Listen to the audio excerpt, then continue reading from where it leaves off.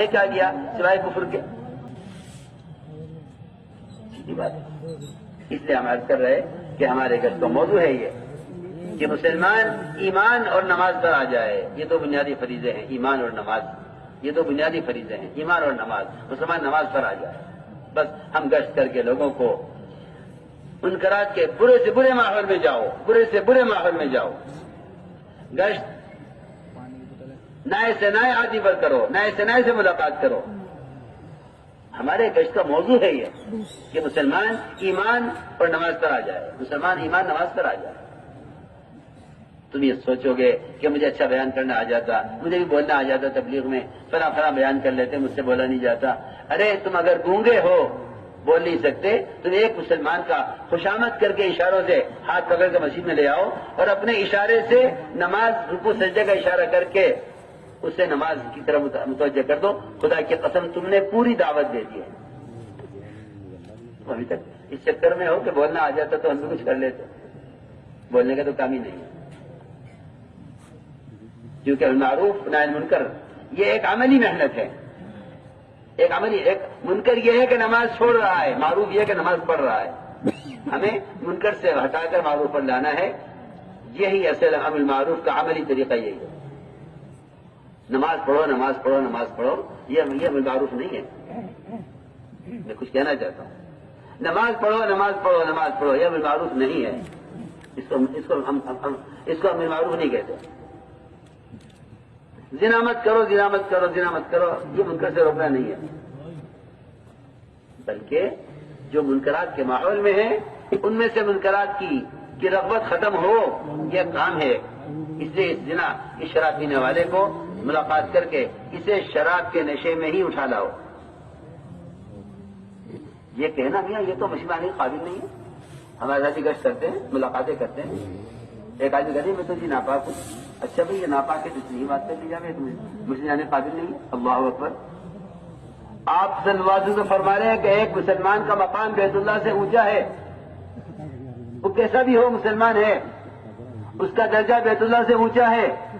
اور گشت کرنے والے کہہ رہے ہیں کہ نہیں یہ مسلمان مسجد آنے کے قابل نہیں ہے، حالانکہ یہ مسجد تو بیت اللہ سے ادنا ہے، مسجد بیت اللہ سے ادنا، مسلمان بیت اللہ سے اعلیٰ۔ گشت کرنے والے کہہ رہے ہیں یہ مسجد میں آنے کے قابل نہیں ہے،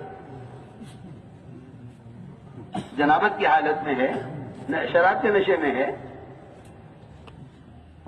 اللہ تعالیٰ فرماتے ہیں جتنے برے سے برے حال والے مسلمان کے پاس جاؤ گے مجھے اتنا زیادہ قریب پاؤ گے۔ سوچو تو صحیح، اس کو ان تمام گناہوں کے باوجود اور امت کے اتنا زیادہ فسق و فجور پڑنے کے باوجود اللہ کو اپنی مخلوق سے کتنی محبت ہے۔ تم یہ سوچو کہ بس اللہ والے کے پاس چلا جاؤں کہ اللہ راضی ہو جائے۔ میں آپ سے یقین پر کہہ سکتا ہوں کہ اللہ والے کے پاس جانے سے کہیں زیادہ اللہ کو راضی کرنے کا ذریعہ، اللہ سے جو لوگ دور ہیں انہیں اللہ کے قریب کر دو، اس سے بڑھ کر اللہ کے قرب کا اور کوئی ذریعہ۔ ابھی تم نے حدیث سنی ہے، ابھی حدیث سنی ہے منتخب میں کہ اللہ کے دین کی محنت سے بڑھ کر، اللہ کے دین کی محنت سے بڑھ کر اللہ کے قرب کا کوئی عمل نہیں ہے۔ ابھی حدیث سنیے، تم جتنے برے سے برے حال کے بارے کے پاس جاؤ گے اللہ تعالیٰ کو اتنے نزدیک پاؤ گے۔ انبیاء علیہ السلام کو جو اللہ کا قرب خاص ہے، انبیاء علیہ السلام کو جو اللہ کی محبت خاص حاصل ہے، انبیاء علیہ السلام کو جو اللہ کی خاص محبت حاصل ہے، میں قسم کھا کر کہہ سکتا ہوں اس کی وجہ صرف یہ ہے کہ وہ اللہ کے بندوں کو اللہ سے جوڑنے کی اذیت اور اس کی تکلیف برداشت کرتے ہیں۔ بس آپ بار بار جاتے، آپ کو دھکے دیے جاتے، آپ بار بار جاتے، آپ کو گالیاں دی جاتی، آپ بار بار جاتے، آپ پر تھوکا جاتا، آپ بار بار جاتے، آپ پر پتھر مارے جاتے، کیوں؟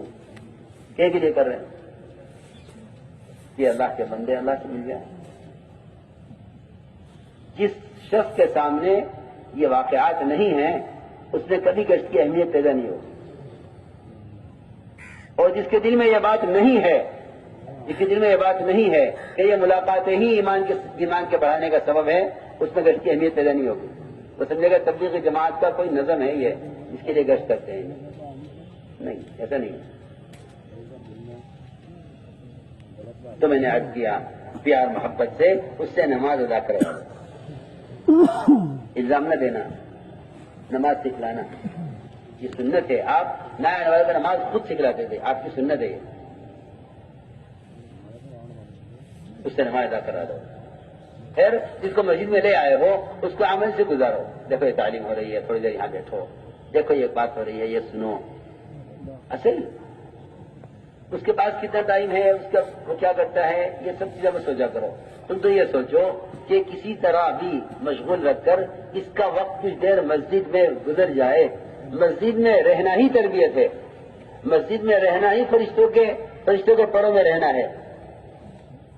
تم ایسے سمیٹا کرو لوگوں کو ملاقاتیں کر کے مسیح کی طرف، جیسے مرغی اپنے انڈوں کو سمیٹتی ہے اپنے پروں کے اندر ان میں حیات پیدا کرنے کے لیے. ہم اس طرح سمیٹیں، کوشش کریں لوگوں کو مسجد کے اعمال میں، جیسا مرغی انڈوں کو سمیٹتی ہے پروں میں. تاکہ کسی طرح فرشتوں کے پروں میں رہنے سے ان کے دل میں ہدایت کا نور اترے، ان کے دل میں اطاعت کا جذبہ پیدا ہو، ان کے دلوں میں منکرات کی نفرت کسی طرح پیدا ہو. یہ اصل بات. دوسری بات یہ ہے کہ میرے دوستو عزیزو، ابھی نمازوں میں کمال پیدا کرو، ابھی نمازوں میں کمال پیدا کرو. اس لیے کہ دین کا کمال نماز کے کمال میں ہے، دین کا کمال نماز کے کمال میں ہے. جتنا نماز میں کمال ہوگا دین میں کمال پیدا ہوگا. من اقامها فقد اقام الدین.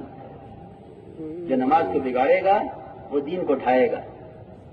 بلکہ یہاں حدیث میں آتا ہے کہ جو رکوع سے اٹھنے کے بعد کمر کو سیدھا نہیں رکھتا، اللہ اس کی نماز کی طرف نظر اٹھا کر دیکھتے نہیں کہ یہ کیا کر رہا ہے. اپنی نمازوں میں کمال پیدا کرو.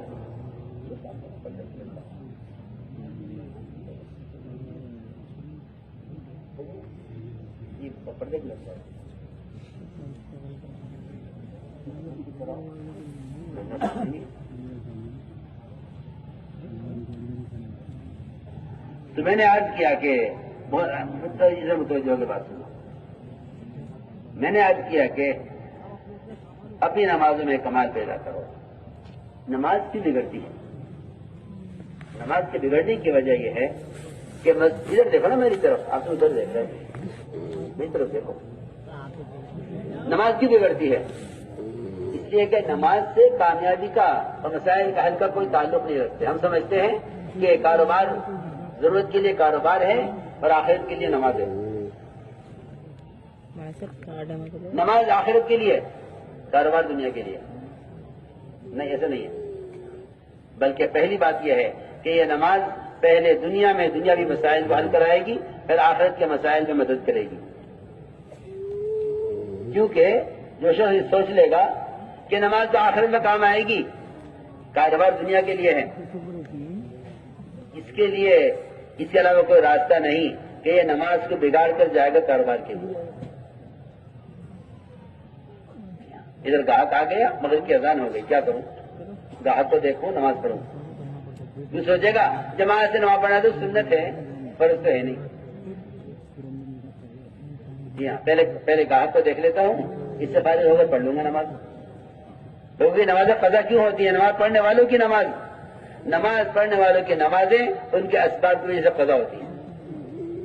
اور ایک نماز کا قضا ہونا نمازی کے لیے بد دعا کرتا ہے. اور میں سمجھتا ہوں کہ سب سے پہلے بد دعا جو لگتی ہے وہ کاروبار کو لگتی ہے. نماز کی پہلی بد دعا کاروبار کو لگتی ہے. بہت سے نمازی ہیں، بہت سے لوگ نماز پڑھتے ہیں، شکایت کرتے ہیں یا نماز پڑھنے سے بھی کاروبار نہیں کرتا. معلوم ہوتا ہے کہ یا تو نماز کو بگاڑ کر پڑھ رہے ہیں یا نماز کو قضا کر کے پڑھ رہے ہیں، یا اس سے بڑھ کر یہ ہے کہ جماعت کی نماز چھوڑ کر نماز پڑھ رہے ہیں. سنت نہیں ہے صرف کہ یہ تو سنت ہے جماعت سے نماز پڑھنا. نہیں، جماعت کی نماز کی حکمت اور اہمیت کیوں زیادہ